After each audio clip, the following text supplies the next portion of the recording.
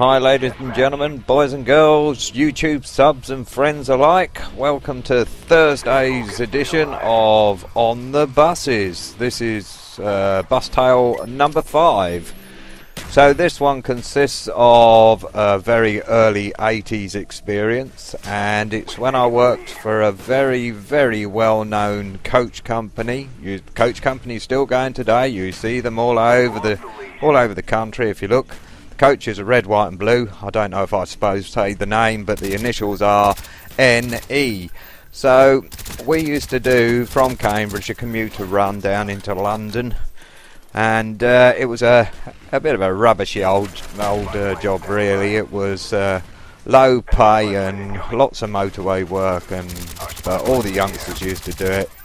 And on 6:15 in the morning from Cambridge, there's two vehicles, or used to be two vehicles, leave Cambridge bus station, both bound for London Victoria bus station. One went sort of a direct route, and one called through some villages and picked up some commuters that used to work in London. And one particular morning, the other guy on the other coach was called Phil. We were both down in the bus station, and there was a sort of an unwritten law between us on that duty that whoever arrived in Victoria first could order the breakfast, so you could get a nice fry up down there, and whoever arrived second had to pay for it. So it was a bit of a race sort of thing, nothing dangerous or mental, but it was just a bit of a race to get through central London.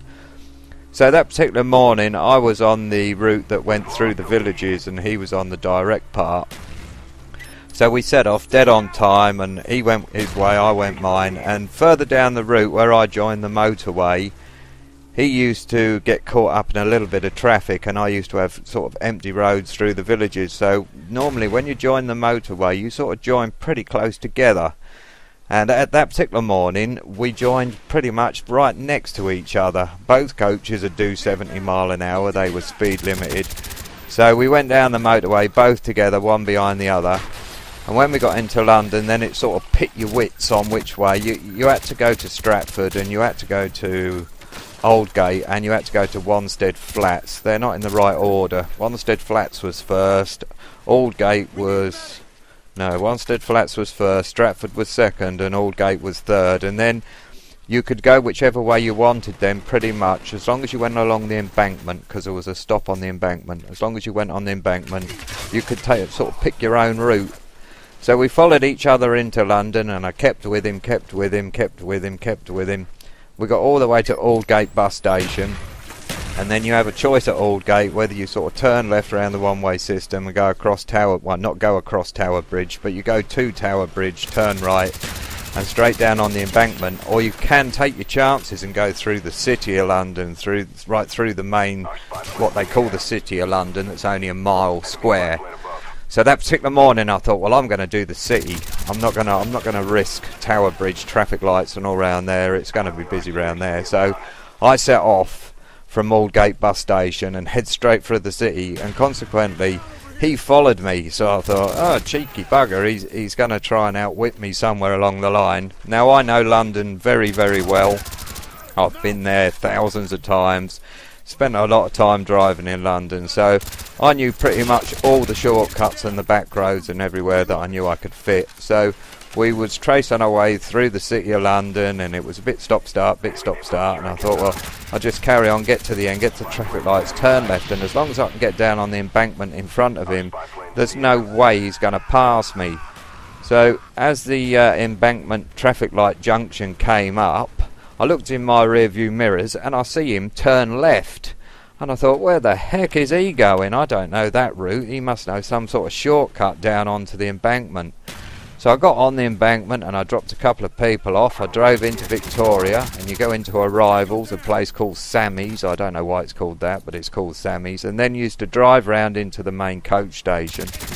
So when I get round into the main coach station, lo and behold, he's not there. So I thought, hey, happy days, free breakfast. So I goes up to the canteen, orders 2 breakfasts. They cook it, I sit down, I start eating it. He hasn't turned up. I thought, well, where the heck is he? He's taken a long time to get here. He should have been here by now. So it got near the time when I'm supposed to be leaving. Victoria and coming back to Cambridge. So I thought, well, I'll have to pay for these damn breakfasts, even though he had netties, because he hadn't turned up. So I paid for the breakfast, which annoyed me. I thought I'll get my money off of him. Went down to me coach to start loading up people to go back to Cambridge, and there was nobody parked behind me, and he should have been there. He should have been behind me on the bus bay, and he wasn't there. And as I was loading my passengers up, he finally rolled up behind me, and he got off the coach, and his face was all bright red like a beetroot. And I said, where the hell have you been? I've had to pay for your breakfast that you didn't eat, so you owe me the money for that, and you owe me the money for my breakfast as well. I says, and where the hell did you go? Why did you turn left off of that road? I said, because I don't know where that goes. I says, and I know London real well, so why did you go down there? He said, oh, I had this feeling that if I just turned left and headed down, that would take me onto the embankment, then I'd miss those traffic lights that you were heading to. I'd just turn right onto the embankment and I'd get ahead of you. So I says, oh yeah, great theory, but what happened? He said, well, it went into an underground car park. And so he went all the way down this road and he ended up at a barrier that he couldn't get the coach underneath, and it was like a single track road.